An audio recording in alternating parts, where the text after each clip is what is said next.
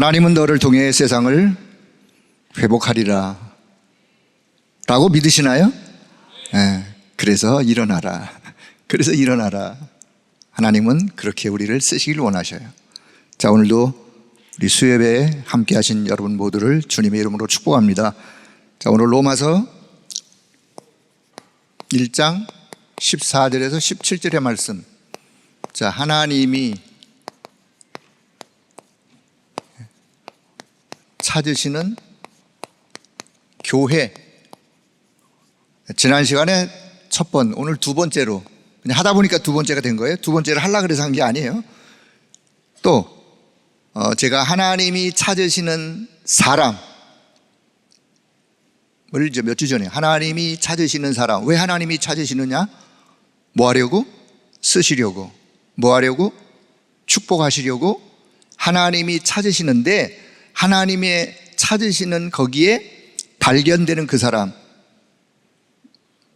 결국은 하나님은 저와 여러분을 찾으셔서 축복하시고 쓰시길 원하십니다.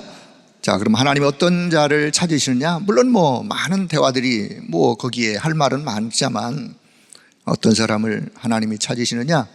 하나님이 지금도 나와 함께 하시고 우리와 함께 하시고 내 삶의 모든 일에 합력하여 선을 이루는 with 임마누엘 원리스의 시스템을 가진 그 사람, 그 사람을 하나님이 찾으세요. 그 사람을 우리가 이름하여 24제자라 그러는데 그 24제자를 하나님이 찾으시고 그 사람에게 하나님은 축복하시고 역사하시고 그 하나님이 그 사람을 쓰시고, 자, 24제자가 현장으로 돌아갔을 때 24의 축복을, 보호자의 능력을 가지고 누리고 현장 살리는 자 25의 제자예요. 그 영원한 축복을 전달하는 영원의 제자, 하나님은 오늘 저와 여러분에게 그런 응답을 준비해 놓으시고 부르셨다는 사실을 또 기억하시고, 자, 그런 제자들이 있는 교회 하나님이 쓰실 수밖에요. 그래서 우리 교회가 어떤 교회가 되었으면 좋겠는가? 지난 시간에 하나님이 찾으시는 교회. 왜 찾으세요? 쓰시려고, 축복하시려고. 그래서 자, 오늘은 이제 두 번째로 하나님이 찾으시는 교회. 사실 제가 준비하다가 보니까 기독교사 2000년의 역사를 오늘 같이 좀 한 30분에 나누도록 그렇게 하겠습니다. 사실은 우리 임직자들이 이 흐름에, 이 시대의 흐름, 교회 역사의 흐름을 좀 이해할 수 있는, 눈을 열어줄 수 있는 그런 내용이 아니겠는가. 그런 시간이 또 저한테 주어진 건 아니었기 때문에 그냥 이 시간에 우리가 함께 이 흐름에 여러분이 이 눈이 열리셔야 돼요. 우리 교회가 어떤 교회가 되어야 되면 좋겠는가? 하나님은 어떤 교회를 이 역사의 흐름 속에 지금도 하나님은 간절히 찾고 계시는가? 그런 측면에서 우리가 좀 교회를 이해하고 교회를 두고 이런 제목을 가지고 역사를 보면서 우리 교회가 이런 모습으로 날마다 회복되어지기를, 그건 모든 교회가 다 마찬가지예요. 우리 교회뿐만 아니라. 자, 그런 의미에서 오늘 하나님이 찾으시는 교회 두 번째 시간의 말씀을 좀 드리면서, 자, 서론적인 말씀. 자, 여러분이 이 사실을 진짜로 먼저는 믿어야 돼요. 믿고 질문을 하셔야 돼요. 질문. 늘 하나님 앞에 어떤 질문? 자, 서론적으로 하나님은 나를 향해서, 저와 여러분 나를 향해서 하나님이 준비하신 하나님의 준비가 100% 하나님이 나를 위하여 준비하신 사실을 믿으시나요? 믿으세요? 이거 안 믿으면 기도할 이유가 없죠. 그렇죠? 하나님이 나를 위해서 100% 준비하셨다. 먼저는 믿으셔야 돼요. 그 하나님이 그럼 나를 위해서 준비하신 게 뭡니까? 라고 질문하면서 그 질문 속에서 하나님이 나를 위해서 준비한 거를 계속해서 내 안에 담는 거로 만들라 그래요. 자, 그러면 이뿐만 아니라 하나님이 내가 가는 곳, 가는 곳, 어디든 가는 곳에 하나님은 100% 준비하셨다라는 사실을 믿으시나요? 네. 내가 가야 할 곳, 내가 가는 곳 어디든 하나님은 내가 가는 곳에 나를 위해서 하나님은 100% 준비한 이 사실을 내가 먼저 믿어야 돼요. 믿어야 그 다음에 그것을 두고 기도하고, 그럼 하나님이 나 가는 곳에 무엇을 준비해 줬는지 질문하면 될 거 아니에요. 기도 속에서 그 사람이 응답을 받는. 자, 세 번째, 하나님은 내 미래, 나의 미래는 아직 오지 않았어요. 그러나 나의 미래를 위하여 하나님은 100% 준비하셨다라는 사실을 믿기를 바랍니다. 믿어야 미래가 불안하지 않은 거예요. 믿어야 그 미래를 두고 기도하면서, 자, 그러면 여기까지만 생각하지 말고 여기서 하나를 더 생각해 보세요. 하나님은 나를 위하여 준비하셨다. 내가 이걸 사실로 믿는다. 그렇다면 지금부터 뭐 하면 되느냐? 하나님이 나를 위하여 준비하신 것을 잘 인도받아 가면 돼요. 인도받아 가면 돼요. 그렇지 않나요? 그걸 보고 성령의 인도라 그래요. 하나님이 나를 위하여 준비해 놓으신, 예배해 놓으신 그것을 인도받아 가는 거예요. 한 걸음 한 걸음 인도받아 가는 거예요.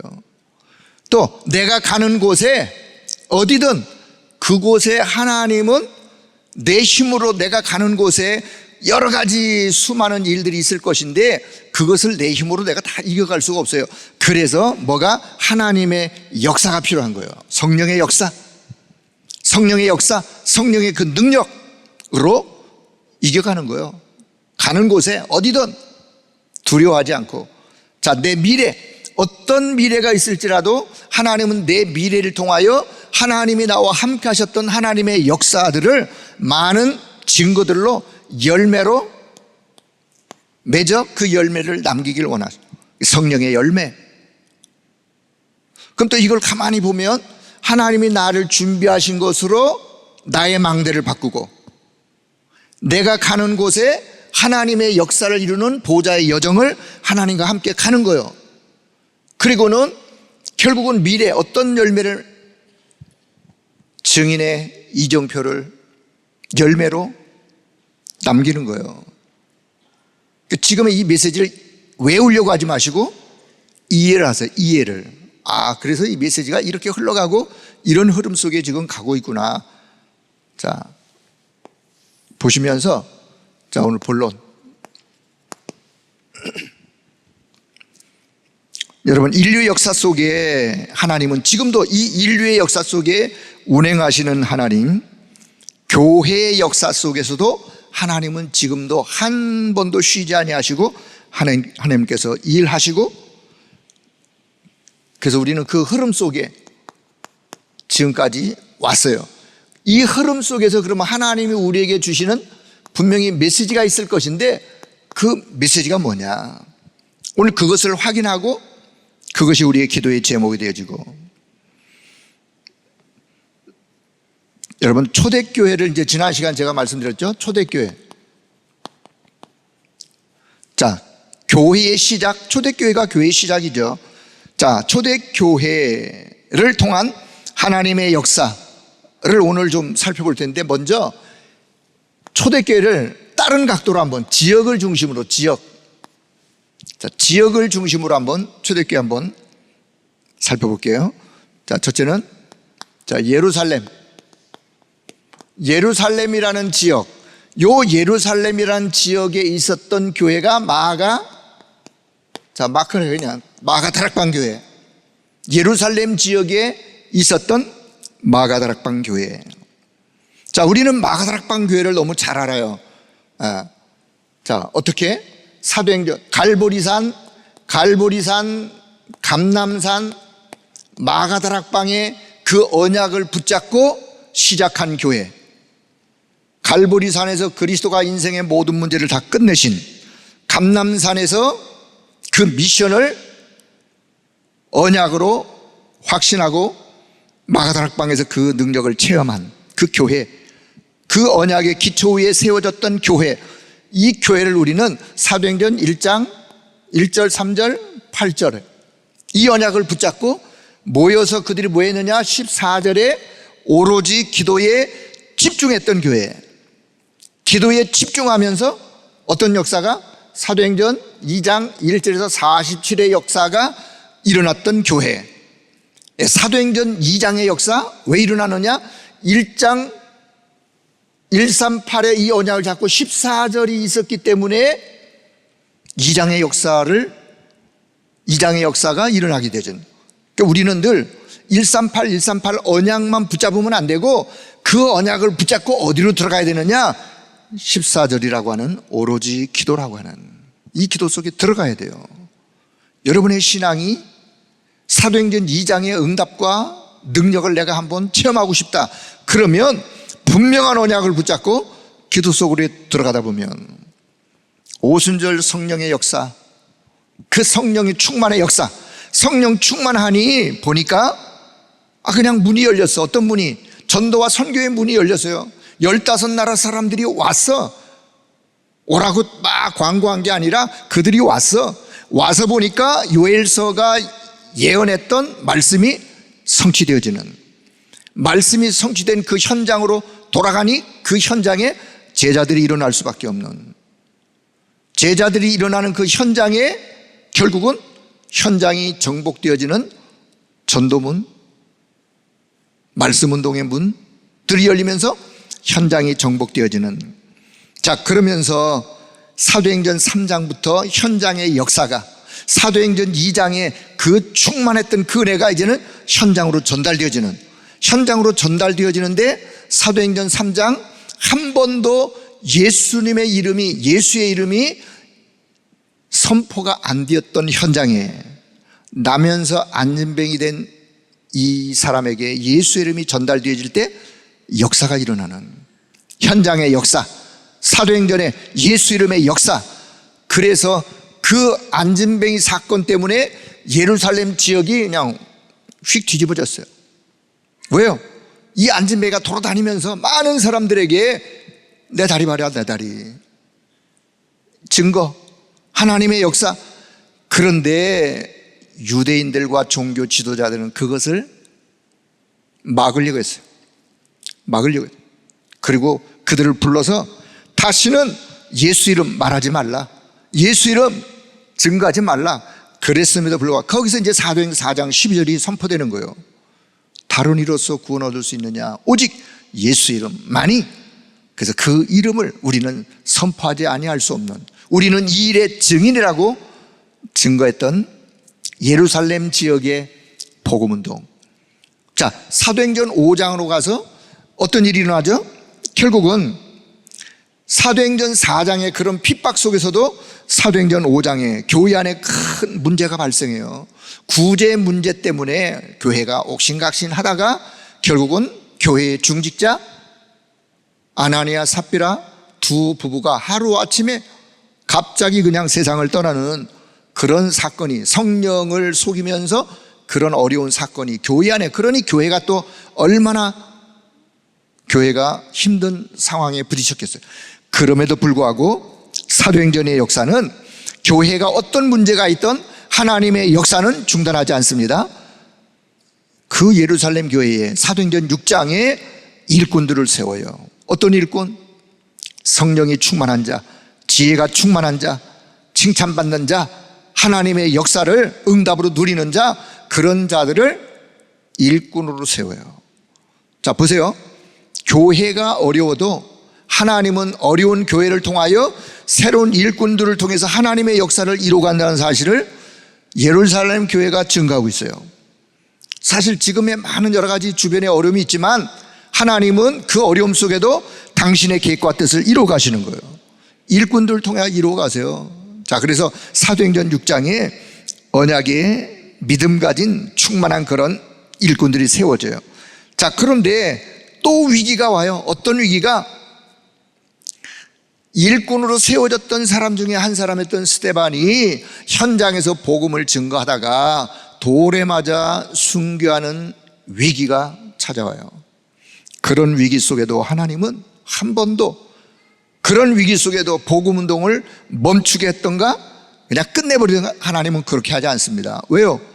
복음은 결국은 전 세상에 하나님이 증거할 계획을 가지셨기 때문에 그런 위기 속에도 오히려 스데반의 그런 핍박과 환난, 고난의 어려움 속에 사도행전 8장에 가면요, 교회를 잔멸하는 그런 일이 있었어요. 잔멸하는 그런 핍박 속에도 하나님은 스데반의 일 때문에 그 언약 잡은 자들이 흩어져서 어디로 돌아가느냐? 그들이 한 번도 가지 않았던 사마리아라는 사각지대로 들어가게 됩니다. 그 사마리아에 들어가서 뭘 선포했느냐? 그리스도의 이름을 선포했어요. 그때 그 사마리아 성에 온통 복음으로 치유되고 회복되어지는, 그리스도의 이름이 선포되어질 때 악신이 떠나가고 붙었던 귀신들이 떠나가는 그런 역사가 예루살렘 지역을 중심하여 사마리아 지역에, 자, 그래서 이제 하나님이 준비하신 사건, 사람, 장소, 일, 누구? 사도행전 9장에 하나님이 택한 그릇 바울이라는 전도자를, 사람을 하나님은 부르세요. 그리고는 사도행전 10장에 가서 로마에서 파견되어 나온 군대 백부장 고넬료가 이방인이요, 그 이방인이 복음으로 돌아오는 역사가, 자, 지금 제가 10장까지를 그냥 얘기했습니다마는 예루살렘이라는 이 지역을 중심으로 핍박도, 환난도, 고난도, 어려움도, 위기도 있었지만 오히려 그것 때문에 흩어진 자들이 흩어져서 더 복음운동을 힘있게 일어났던 예루살렘 지역, 예루살렘 지역의 마가다락방 교회가 응답받았던 한 모습이에요. 자, 그럼 우리 여기서 이런 제목을, 하나님, 어떤 핍박과 환난 속에서도 예루살렘 교회가, 마가다락방 교회가 그 주변 지역의 복음으로 그들을 살리고 회복했던 것처럼 하나님, 오늘 이 시대 우리 교회도 어떤 순간에도 우리 교회가 이 시대에 하나님이 원하는 것을 잃지 않는, 시대의 복음운동하는 이것을 더 힘있게 할 수 있는, 오히려 이것 때문에 더 복음 들고 현장으로 들어가는 그런 역사가 있기를 소원하는, 이런 그 믿음의 중심을 가지고 그 기도의 응답을 받길 축복합니다. 자, 두 번째, 초대교회 이야기입니다. 아시아 지역. 자, 아시아라는 지역, 그 아시아의 지역에 아시아뿐만 아니라 성경에 보면 소아시아가 있어요. 자, 뭐 지금의 다 저 터키, 뭐 투르키, 옛 이름 터키, 그 소아시아 지역에 자, 안디옥 교회라고 하는, 우리가 안디옥 교회 잘 알죠? 사도행전 11장 19절 이하에, 그 사도행전 13장 1절 이하에 이 안디옥 교회가, 자, 사도행전 11장부터 이야기, 만남의 축복, 바나바와 바울이 만나죠. 두 사람의 만남, 어떤 만남? 그냥 만남이 아니에요. 이 만남은 하나님의 뜻을, 계획을 이루는 만남이에요. 하나님이 뭔가의 계획을 가지고 이 두 사람의 만남, 그래서 만남의 축복이, 그래서 두 사람이 함께 안디옥 교회에서 말씀을 증가하고 목회를 하게 되지는, 근데 이 안디옥 교회가 보니까 주의 손이 그들과 함께 했고 하나님의 은혜가 보일 만큼 은혜가 충만했고 그들이 그리스도인이라고 들을 만큼 그리스도를 닮은 그들의 모습, 천하의 흉년이 들었지만 안디옥 지역의 안디옥 교회 성도들에게 하나님은 빛의 경제를 축복으로 역사하셨던 안디옥 교회가 한 팀이 구성되어 그 팀 구성을 놓고 성령의 인도받기 위하여 금식하며 기도하다가 한 팀을 구성했어요. 요 한 팀이 결국은 이 아시아 지역을 복음으로, 전도와 선교로 확산하면서 이제 선교가 시작이 되죠. 자원하는 선교의 시작, 선교를 이해했던 안디옥 교회. 저는 성경에 많은 교회가 있지만 가장 하나님이 그 시대에 하나님의 계획을 언약으로 붙잡고 현장을 살리는 데 뛰어든 교회가 안디옥 교회예요. 여러분, 우리 교회가 안디옥 교회 같은 응답 받기를 축복합니다. 안디옥 교회의 전도에 답을 내렸던 한 팀이, 우리는 요 한 팀이 있기를 늘 기도하셔야 돼요. 여러분 교구에, 여러분 지역에, 여러분 기관의 현장에 이런 한 팀들이 구성되어지기를, 요 팀을 통해서 하나님은 새로운 역사를 이루어 가시는데. 자, 그러면 두 번째, 소아시아 지역. 여러분, 소아시아 지역은 계시록 2장과 3장에 보면 사도 요한이, 예수님의 제자 사도 요한이 반모섬이라는 섬에 복음 때문에 유배가 되어져요. 유배란 말은 뭐 귀양살이처럼 그냥 섬에다가 그냥 갖다 가둬버리는 거죠. 그 섬에서 뭐 했겠어요? 기도하고 말씀 묵상하고 기도하고 말씀 묵상하고 하다가 영의 세계가 확 열렸어. 주의 환상과 계시를 사도 요한이 보면서 하나님은 사도 요한에게 너가 지금 본 것을 기록해라. 기록한 그 기록이 요한계시록이에요. 그 요한계시록에 소아시아에 여러 교회들이 있었는데 그 소아시아의 7교회를 향하여 하나님이 말씀하시는. 자, 그런데 여러분 계시록 2장 1절부터 3장 22절 두 장에 걸쳐서 7교회 이야기가 나오는데 요 7교회 이야기 중에 하나님이 경고하는 교회가 있어요. 경고. 그 다음에 책망하는 교회가 있어요. 책망. 그리고 하나님이 격려하는 교회가 있어요. 그런 나중에 칭찬하는 교회가 있어요. 자, 지금부터 7교회를 제가 한번 설명할게요. 나중에 한번 계시록 2장 3장을 한번 보세요. 경고하는 교회, 어떤 교회? 에베소 교회. 계시록 2장 4절 5절.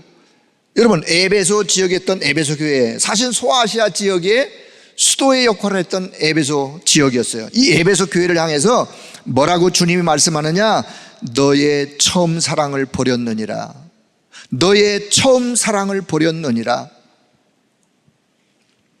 여러분, 에베소 교회가 어떤, 에베소서 사도행전에서 에베소서 지역 복음화를 위해서 바울이 뛰었던 그 현장에 바울이 로마 옥중에서 에베소 편지 서신을 보내죠. 그런 편지의 서신을 받았던 에베소 교회. 자, 그런데 세월이 지나가요. 지금 사도 요한은 반모섬에 유배가 되어서 이 요한계시록을 기록할 때가 언제냐? AD 약 95년경이에요. AD 95년경. 예? 그럼 벌써 세월이 에베소서를 기록했던 그 때와 벌써 몇십 년이 흘른 이때 에베소 교회의 모습, 주님은 뭐라가? 너의 처음 사랑을 버렸느니라. 주님을 향한 그 사랑이 식어져 버린 에베소 교회. 자, 두 번째, 계시록 3장 15절 16절 보니까 라오디가 교회를 향해서 주님이 이렇게 경고합니다. 너희가 차지도 않고 덥지도 않고 미직지근한 너희들의 신앙의 상태, 그 영적인 상태, 그래서 내가 내 입에서 토하여내겠다. 얼마나 라오디가 교회의 모습이 그랬는지, 차지도 않고 덥지도 않고 미직지근하다. 내가 차라리 내 입에서 토해내겠다. 영적인 자만, 영적인 빈곤의 그런 교회가 라오디가 교회였어요. 자, 책망하는 교회가 세 교회가 있는데, 책망, 버가모 교회라고 하는, 계시록 2장 14절 16절 버가모 교회라게 주님이 이렇게 말씀합니다. 버가모 교회여 회개하라. 그리하지 아니하면 내가 가서 내 입의 검으로 너희들을, 아주 무서운 이야기가 나와요. 버가모 교회가, 자, 두아디라 교회가 계시록 2장 20절에 보니까 20장이죠. 두아디라 교회도 내가 너희들에게 회개할 기회를 주었으나 너희들이 회개하지 아니었구나. 그래서 내가 이제는 각 사람의 행위대로 갚아주리라. 자, 세 번째 교회, 사대교회가 계시록 3장 1절 사대교회를 향해서 이렇게 합니다. 네가 살았다 하는 이름은 가졌으나 죽은 자로다. 그냥 형식주의적인 교회의 모습, 사대교회. 자, 이런 세 교회를 지나서 주님이 격려하는 교회가 있어요. 어떤 교회를? 자, 계시록 2장 9절에 10절에 보니까 서머나 교회를 주님이 격려합니다. 서머나 교회 뭐라고 격려하느냐? 내가 네 환난과 궁핍을 알거니와 실상은 네가 부요한 자니라. 이 서머나 교회가 여러 가지 환난과 궁핍을 가진 그런 교회였지만 실상은 너는 영적으로 부요한 교회구나. 영적으로 부유했던 교회. 그래서 주님이 그 다음에 이어서 이렇게 말씀합니다. 내가 죽도록 충성해라. 그리하면 내가 생명의 면류관을 네게 주리라. 이 말씀이 어디 나오느냐? 주님이 서머나 교회에게 주셨던 말씀이에요. 그 서머나 교회의 어려운 그것을 주님은 그런 속에서도 믿음을 잃지 않고 영적으로 부유한 자라고 칭찬하는 서머나 교회, 격려하는 서머나 교회. 자, 칭찬하는 교회 계시록 3장 8절 빌라델비아 교회 뭐라고 칭찬하는지 보세요. 내가 작은 능력을 가지고서도 내 말을 지키며 내 이름을 배반하지 아니하였도다. 작은 능력을 가지고서도 주의 말씀을 지키고 주의 이름을, 왜냐? 그 당시에 주님이 왜 경고하고 왜 책망하느냐면 교회 안에 이단들이 들어왔는데도 교회가 그것을 받아들이고 이단 사상의 성도들이 넘어가고 하는 그 모습이 소아시아 지역에 경고하는 교회의 모습, 책망하는 교회의 모습이었어요. 여러분, 오늘 이 시대 요 7가지 교회의 실상을 가만히 보면 오늘 이 시대를 향한 주님의 마음을 우리는 이해할 수 있어요. 여러분, 우리 교회가 어떤 교회가 되면 되겠어요? 주님으로부터 격려받고 칭찬받는 교회. 그러면 어떻게 하면 칭찬받는 격려하는 교회가 될 수 있을까요? 제가 맨 뒤에 결론에 그 이야기를 하려고 지금 이 이야기를 하는 거예요. 결론에 가서 제가 말씀을 드릴 테니까. 자, 일단 교회사의 역사의 성경에 있었던 교회의 흐름을. 자, 세 번째는 자, 마게도냐 지역. 이 마게도냐 지역에 있었던 교회, 빌립보 교회, 데살로니가 교회, 고린도 교회, 세 교회였어요. 마게도냐, 성경에 마게도냐, 아가야, 이 지역의 교회가, 자, 마게도냐 첫 성의 빌립보 교회. 빌립보 교회는 어떤 교회였죠? 사도행전 16장 이하에 바울팀이 가서 이방인 전도, 네피림 치유, 그 현장을 지속적으로 살릴 미래 시스템을 세웠던 루디아 제자 찾아 세워, 그래서 세워졌던 교회가 빌립보 교회예요. 자, 그 빌립보 교회, 빌립보서 1장 5절에 너희가 첫날부터 이제까지 복음을 위한 일에 참여하고 있기 때문이다. 빌립보 교회는요, 첫날부터 이제까지 바울이 그 편지의 서신을 기록할 때 첫날부터 이제까지 복음을 위한 일에 참여하고 있었던 변함이 없는 교회였구나라고 빌립보 교회를 향해서 바울이 그렇게 고백을 합니다. 마게도냐 지역에 있었던 빌립보 교회가 어떤 교회였는지를 좀 설명합니다. 자, 두 번째, 데살로니가 교회. 자, 사도행전 17장에 야손 제자 같은 자를 찾아서 세웠던 데살로니가 교회, 그 교회에 데살로니가 전서, 후서의 편지를 보내면서 그 교회가 어떤 교회였는지, 특히 데살로니가 1장 1절 이하부터 보면 성령과 능력과 큰 확신으로, 그건 그 교회의 영적 분위기예요. 성도들의 상태, 그리고 성령의 기쁨으로 말씀을 받아, 하나님의 말씀을 받는데 사람의 말로 받지 아니하고 성령의 능력으로 하나님의 말씀으로 기쁨으로 말씀을 받는 데살로니가 교회. 그리고 믿는 자의 본이 되었고, 이 소문이 각처로 퍼져가지고 온 지역이 믿음의 소문이 각처로 퍼졌던 데살로니가 교회. 우리가 참 본받아야 될, 우리 교회의 응답으로 역사를 기대할 그런 데살로니가 교회. 자, 세 번째, 고린도 교회. 사도행전 18장 산업인 제자 브리스가 부부를 전도자와의 만남 속에 세워졌던 고린도 지역의 교회였어요. 그런데요, 고린도 전서 후서의 편지를 바울이 보낼 때, 여러분 특히 고린도 전서 후서는 그 고린도 교회에 여러 가지 많은 문제들이 있었어요. 얼마나 많은 문제들이 있었는지 바울은 그 문제 하나하나를 거명하면서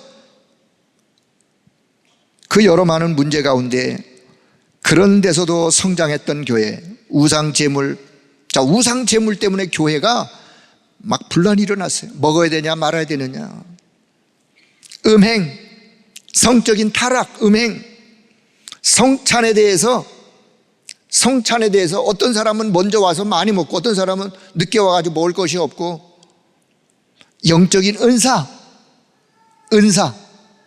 은사는 여러 가지인데 하면서 그 은사 때문에 막 사람들이 혼란했던, 그리고는 부활에 대한 이야기.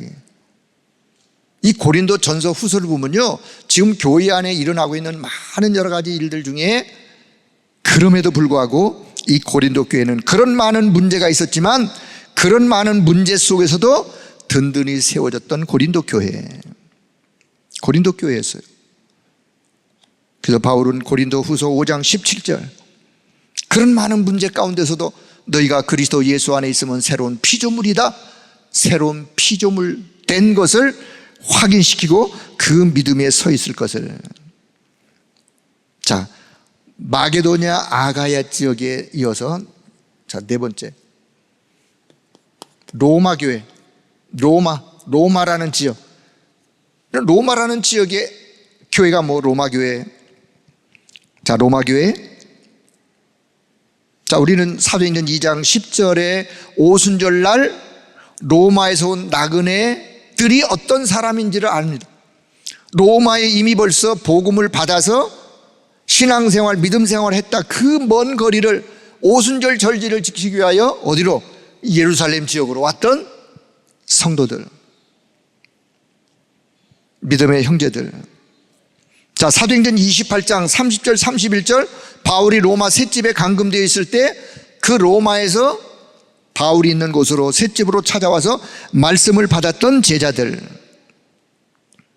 로마서 16장에 여러 사람들의 이름이 기록되어진 하나님과 이면 계약이 있었던 제자들. 이런 제자들이 어디에? 로마 지역에, 그 로마 복음화를 위하여 준비됐던, 하나님이 준비하신 제자들, 그들을 통하여 사실은 로마 지역이 복음화되어지는. 로마가 하루아침에 복음화되었나요? 아니요. 그들이 있었음에도 불구하고 로마가 250년 동안 10명의 황제들이 일어나서 법적으로 그들을 핍박했고, 핍박 정도가 아니었어요. 화형으로 그냥 큰 경기장에, 이만한 어마어마한 큰 경기장에 예수 믿는 사람들을 갖다 놓고 굶주린 맹수들 풀어놓아서 맹수의 밥이 되기도 하고, 이런 어떤 큰 시련의 환란 속에도, 여러분, 그러면 예수 믿는 사람이 없어져야 되잖아요. 예수 믿는 사람들이 씨가 말라져야 되나? 그러나 그렇지 않습니다. 왠지 아세요? 또 말씀드려요. 여러분, 복음은 생명이기 때문에 그렇습니다. 복음은 생명이기 때문에, 복음이 들어간 곳에는 새로운 하나님의 역사가 일어나기 때문에, 결국은 로마가 그렇게도 250년 동안 법적으로 핍박을 했지만 로마가 복음 앞에 손을 들었어요. 그게 AD 313년이었어요. 로마의 기독교 자유가 선포됐던,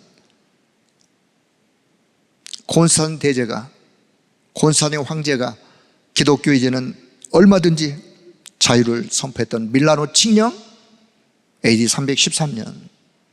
거기서 끝난 게 아니었어요. 이제는 전 로마가, 전 시민이 이제는 다 예수 믿는 로마로 바뀌어버렸어요. 그래서 아예 AD 392년 테오도시우스라는 황제가 로마의 국교로 선언을 해요. 그래서 로마가 복음화되어지는. 자, 지금 이게 사도행전의 역사, 세계 복음화의 교회사의 역사가 지금 흘러갑니다.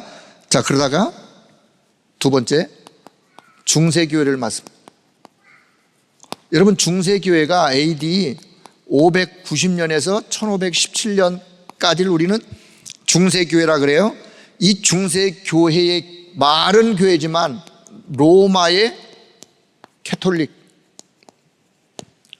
로마가 이렇게 복음화 되었지만 세월이 지나가면서 로마 교회가 가톨릭 교회라고 하는 완전히 이상한 단체로, 말은 교회인데 영적인 암흑 시대가 중세교회 시대예요.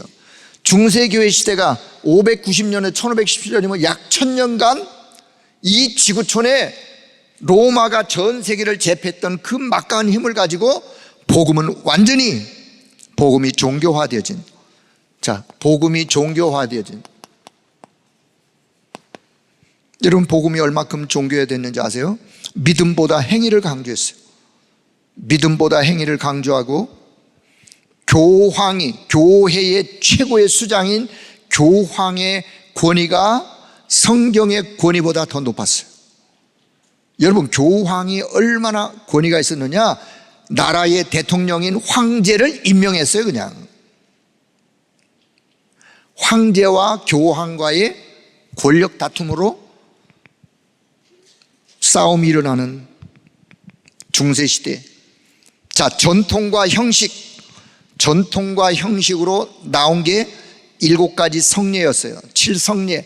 7성례 중에 뭐 몇 개 다 빼고 그냥 고해성사,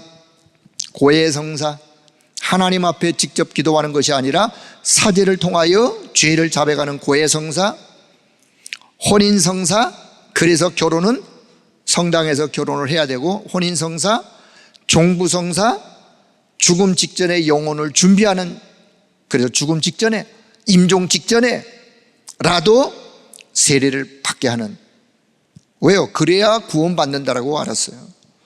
그리고 아기 예수, 늘 예수님은 그냥 아기, 베이비 예수, 그리스도의 권세를 약화시켜버린. 그리고 반면에 성모 마리아를 숭배하는, 성모 마리아의 이름으로 중보 기도하는 중세의 그 시대의 화가들의, 이 화가가 얼마나 화려하고, 근데 그 모든 화가의 그림의 내용이 늘 예수님은 애기, 갓난 아기, 벽화, 그런 그림이었어요. 자, 탈교리, 어떤 교리? 교리가 벗어난 교리, 연옥교리. 천국 지옥 중간에, 천국 가기 밑에 연옥이라고 하는 대기장소. 여러분, 성경에 연옥교리는 없습니다. 면죄부, 돈을 주고 면죄부 사면 죄가 사한다? 그건 비성경적이에요. 탈교리예요. 믿음의 척도를 고행을 하면 믿음의 척도로, 그리고 교황 무엇을, 교황은 오류가 없다. 그러니 성경의 권위보다 교황의 권위를 높여버린, 이게 뭐냐? 한마디로 복음이 완전히 종교화되어서 이제 복음이 아니에요. 이제는 이 지구촌의 역사에 지금 이게 그냥 얘기가 아니라 이 지구촌에 약 1000년간이 이런 시대를, 여러분이 하나님이라면 이런 시대에 하나님의 마음이 어떠했으리라고 생각하시나요? 하나님의 마음. 자, 세 번째, 그래서 종교가 개혁되어지는 1517년, 종교가 개혁되어지는, 하나님은 루터라는 인물을 통하여, 비록 독일의 사제였지만 그는 로마서 1장 17절을, 그래서 오늘 로마서 1장 17절을 읽었어요. 오직 의인은 행위로 구원받는 것, 행위로 사는 것이 아니요 믿음으로 의롭다함을 얻는 것이다.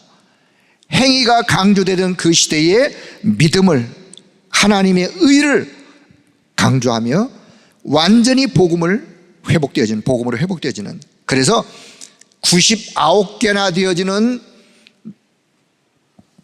로마 캐토릭에서 비성경적인 내용을 하나하나 적은 게 99개가 됐어요. 그걸 독일의 비텐베르그 대성당 정문에다가 붙여놓고 많은 사람들에게 알리기 시작했어요. 비성경적인. 그때부터 이 전 유럽으로 이 복음의 회복의 역사가 확산되기 시작했어요. 그래서 그 시대에 개혁자들이 5가지를 외쳤는데, 첫째, 뭘 외쳤느냐? 오직 성경, 오직 성경, 오직 그리스도, 오직 하나님의 은혜, 오직 믿음, 오직 하나님께 영광. 요 5가지가 종교개혁 시대에 개혁자들이 외쳤던, 그리고 그 동시대에 신학자였던 칼빈이 신학을 정립하면서 27세에 기독교 강요를 저술해 종교개혁의 신학을 체계적으로 정리한 책 기독교 강요, 그것을 이어서 5가지 성경적인 교리를 그 후대들이 체결한 세웁니다. 모든 사람은 죄인이다. 모든 사람은 죄인이다. 인간의 전적인 부패. 2번째, 그래서 하나님은 무조건적으로 우리를 선택하셨다. 무조건적인 선택. 3번째, 그래서 믿는 자가 구원받는 것이다. 제한 속죄. 그리고는 4번째, 하나님의 은혜가 임할 때 누구도 거부할 수 없는 불가항력적 은혜. 5번째, 한 번 구원은 영원한 구원이요, 절대로 구원이 취소되지 않는 성도의 견인.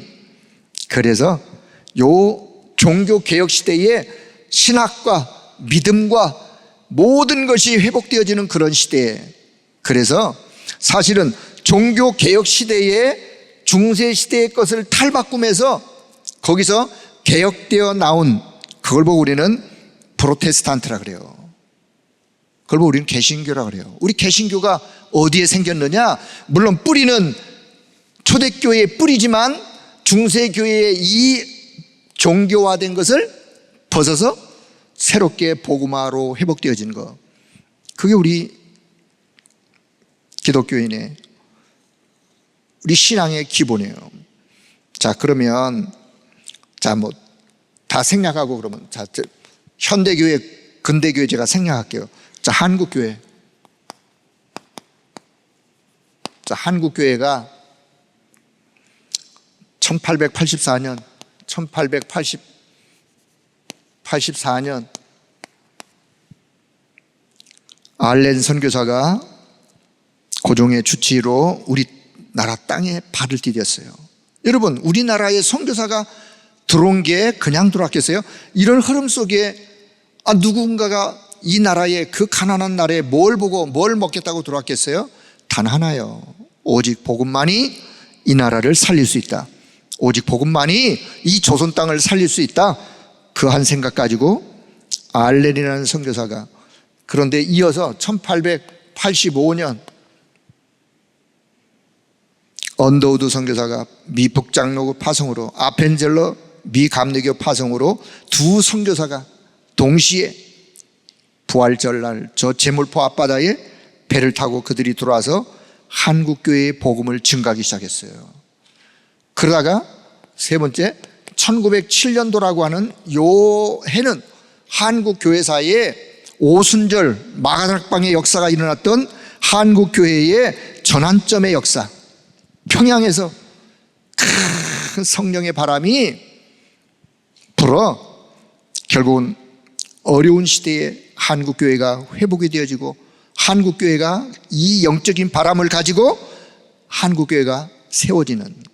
자, 그러다가 사실은 이거는 제가 잘 몰라요. 왜 역사가. 그런데 제가 1974년부터 저는 한국교회 역사를 제가 직접 체험했고 그 자리에 있었고 몸소 경험했던 민족복음화 대성회. 자, 한국교회가 1974년도 민족복음화 대성회를 통해서 뭐 하기 시작했느냐? 복음의, 한국교회의 민족복음화에 눈을 뜨기 시작했어요. 이거 하나님의 은혜죠. 74년도, 77년도, 80년도, 여러분 요 80년도에 한국교회에 그때 당시에 약 우리나라 인구가 한 4,500만 되어진 우리나라에 1,200만이 예수 믿는 성도로 집계가 됐어요. 이때 여의도 광장에 몇 명이 모였느냐? 100만 명이 모였어요. 100만 명이. 100만 명이 모여서 여의도에서 집회를 하면서 민족복음화, 산마다 계곡마다 골짜기마다 와글와글 뭔 소리가요? 기도 소리가. 뭐를 위한? 민족복음화, 나라와 민족을 위한 민족복음화. 여러분 그 소리 지금 들을 수 있어요? 그 소리가 온데간데 사라진 지가 옛날이에요.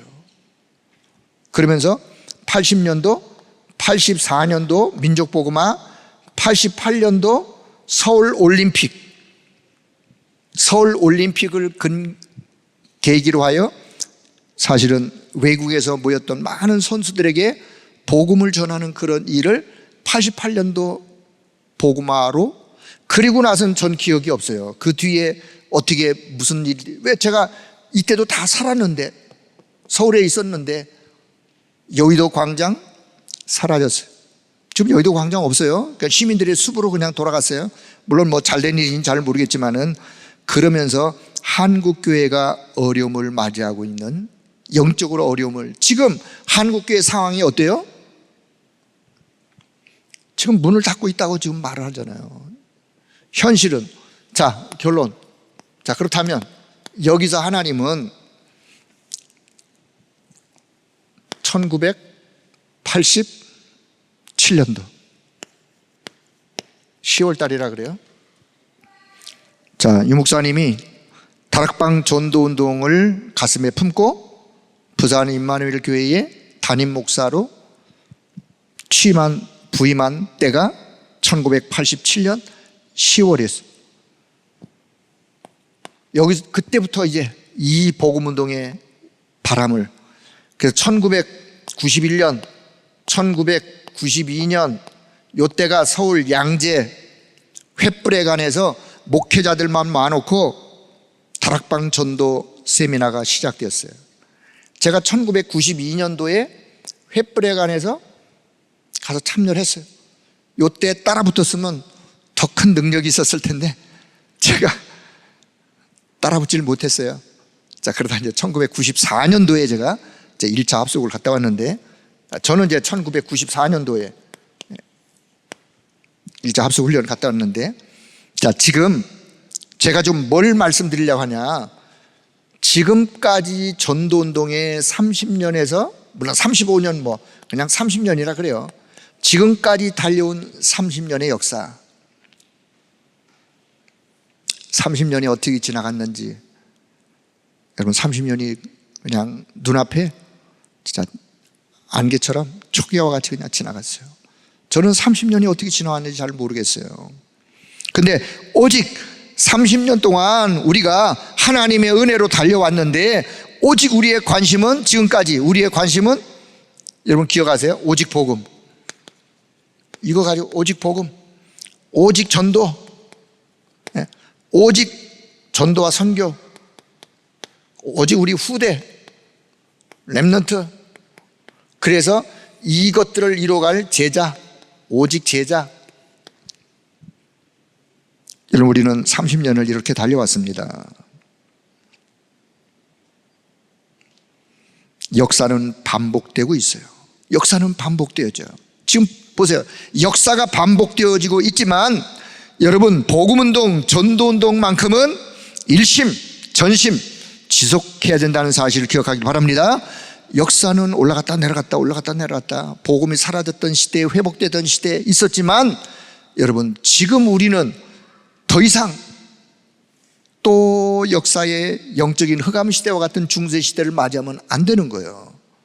우리라도, 하나님 우리 후대가 이 복음 가지고 세계 복음화 할 수 있도록 우리는 발판을 마련해 주고, 그래서 오직 이 복음에 일심전식 지속하는 우리 모두가 되기를 축복합니다. 로마서 1장 14절에 바울은 이렇게 고백합니다. 로마서 1장 14절, 나는 복음의 빚진 자요, 복음의 빚을 진 자요, 그래서 나는 이 빚을 갚아야 됩니다. 여러분 저와 여러분의 가슴의 중심에 복음의 빚진 자로 이 빚을 갚아야 됩니다라는 중심이 있길 바랍니다. 그 중심을 가지고 우리는 남은 생에 복음운동에 올인하는 거예요. 로마서 1장 16절, 복음은 부끄러운 것이 아닙니다. 여러분, 복음이 부끄러우시나요? 아니, 복음이 부끄러운데 어떻게 복음운동 하겠어요? 어떻게 복음 전하겠어요? 복음은 부끄러운 것이 아니요, 복음은 자랑스러운 거예요. 복음은 영광스러운 거예요. 한 사람이 복음을 받으면, 한 가정이 복음을 받으면, 한 가문이 복음을 받으면 놀라운 변화 역사는, 생명의 역사는 일어나는 거예요. 그래서 오직 이 복음을 믿을 때 믿는 자에게 구원을, 행위가 아니요 믿음으로 구원을. 자, 그래서 마지막 네 번째 말씀드립니다. 그렇다면 말세에 고통하는 때가 재앙, 미래 재앙을 막는 이런 때, 주님의 준엄한 명령, 말세에 고통하는 때가 이르게 될 것이다. 미래의 재앙은 곧 임할 것이다. 그러니 교회에 삼뜰의 시스템을 준비하라고, 그래서 주님이 말씀하는 거예요. 교회의 삼뜰의 시스템을 왜 준비해야 되는지, 말세에 고통하는 때가 이를 것이기 때문에. 여러분, 후대를 사랑하시나요? 여러분의 미래 자녀 손들을 사랑하시나요? 그 세대들이 살아가야 될 미래, 그 미래의 재앙을 막는 길은 교회 안에 삼뜰을 준비하는 길이요. 말세에 고통하는 때가 오지만 그 고통하는 때에 승리하는 길이 교회 안에 삼뜰을 준비해서, 그것을 통해서 다민족 237의 다민족이 와서 영적으로 치유받고, 모든 사람들이 와서 영적으로 쉼을 얻고 치유받고, 영적으로 그들이 서밋으로 세워져 세상을 살리는, 그리고는 세상 풍조에 밀려 세상 흐름 따라 시간 버리지 말고 금토일 시대를 활용하여, 금토일이라는 시간을 활용하여 주님이 우리에게 주신 가장 중요한 것들을 전달하는, 그래서 영적으로 서밋으로 세우는, 그 힘 얻어서 승리하도록 하는, 더 나아가서 날이 갈수록 3단체 흑암 문화는 온 세상을 덮을 것이요. 이미 3단체 온 세상에 흑암 문화가 덮였는데, 그 흑암 문화를 살리는 길, 하나님의 말씀, 묵상하는 길밖에 없어요. 그 묵상운동이라고 하는, 하나님의 말씀만이 영적인 힘을 얻고 승리하는 길이기 때문에 그렇습니다. 자, 말씀 한마디로 결론을 맺도록 하겠습니다. 우리는 기독교사 2000년의 역사를 초대교회 시대부터 중세시대로, 현대 근대 시대로, 그리고 한국교회사 시대로, 우리 다락방 역사 시대로 우리는 이 흐름의 걸음을 지금 어떻게 달려왔는지 잘은 모르지만 왔어요. 하나님의 은혜로 앞으로도 갈 것이에요. 그렇다면 여러분, 광야의 길이라 할지라도 방향만 알면 가면 돼요. 여러분, 방향을 모르면 방황하는 거예요. 내 인생의 여정, 방향을 알면 그 방향을 따라 가면 되는 거예요. 뭐 잡고? 언약의 말씀 잡고. 인생의 내비게이션, 인생의 GPS는 하나님의 말씀이라는 사실을 기억하기를 바랍니다. 인생의 내비게이션, 어디로 가야 할까? 하나님의 말씀이요. 말씀 따라 가면 되는 거예요. 말씀 따라, 그러니까 말씀 인도 따라 가면 되는 거예요. 왜요? 말씀은 우리의 길을 내 발의 빛이요 길이기 때문에, 그 말씀 따라가면서 말씀 성취의 응답을 받아가는 자가 가장 멋진 인생을 사는 그런 자임을 여러분 확신하고, 우리 교회가 말씀 따라, 어려워도 힘들어도 말씀 따라가는 교회로 승리하기를, 우리 모든 성도들이 오늘 이 시대를 향한 하나님의 말씀 따라, 지금까지 하나님은 교회를 이끌어 오셨는데 앞으로도 하나님은 교회를 이끌어 가실 것이기 때문에 그 말씀 따라, 강단의 말씀 붙잡고 믿음 따라 승리하는 여러분 되기를 주의 이름으로 축복합니다. 하나님의 은혜를 감사합니다. 하나님이 찾으시는 교회, 언약 잡고 언약 따라 말씀 따라가는 교회, 그 교회를 하나님은 교회사의 역사 속에 이런 교회 저런 교회의 모습으로 우리에게 보여주셨는데, 오늘 이 시대에 우리 교회가 하나님의 말씀 언약 따라 믿음으로 승리해가는 교회가 될 수 있도록 성령 하나님이 역사하여 주옵소서. 혹 우리의 연약한 부분이 있다면 십자가의 능력에 주님이 우리를 긍휼히 여겨 주시고 우리를 치유하여 회복시켜 주시고 오늘도 주시는 새 힘을 하나님이 허락해 주심으로 그 힘 가지고 승리하는 모두가 되도록 성령 하나님이 역사해 주옵소서. 감사드리며 우리 주 예수 그리스도의 이름으로 기도하옵나이다. 아멘.